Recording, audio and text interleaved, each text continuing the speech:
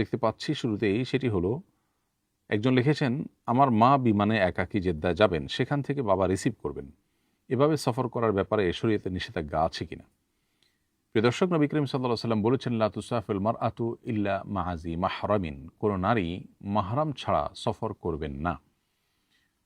বিমানে এখান থেকে কেউ একজন তুলে দিলেন এয়ারপোর্টে, আবার ওখান থেকে বিমান থেকে নামার পর কেউ একজন রিসিভ করলেন। সন্দেহাতীতভাবে এখান থেকে বিমান ওঠা পর্যন্ত আর রিসিভ করার পরবর্তী সময় মাহরাম থাকছেন, সেটুকু নিষিদ্ধ থাকছে না। কিন্তু বিমানে মাঝে যে সময়টা সফরে থাকা হচ্ছে, সে সময়টা তো সন্দেহাতীতভাবে সফরের মধ্যেই থাকছেন, এবং সেই সফর চলাকালীন সময় তো মাহরাম থাকছে না, অর্থাৎ হাদিসের উপর আমল হচ্ছে না। এজন্য এটা না করা উচিত, বরং পুরো সফর জুড়ে তার সাথে কোনো একজন মাহরাম থাকা উচিত।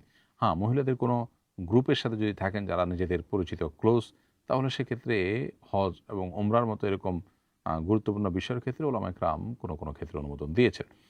বাট স্বাভাবিক অবস্থাতে মাহরাম সাথে থাকা দরকার। কেন? কারণ একজন নারী সফরে তিনি যদি অসুস্থ হয়ে পড়েন, কোনো দুর্ঘটনার মুখোমুখি হন, সেক্ষেত্রে যাতে করে তার মাহরাম তাকে টেক কেয়ার করতে পারেন, অন্য কোনো মানুষের উপর নির্ভরশীল না হন, তার যাতে কোনো প্রকার সম্মানহানি না হয়, সেজন্য শরিয়াহ বিধানটা দিয়েছে।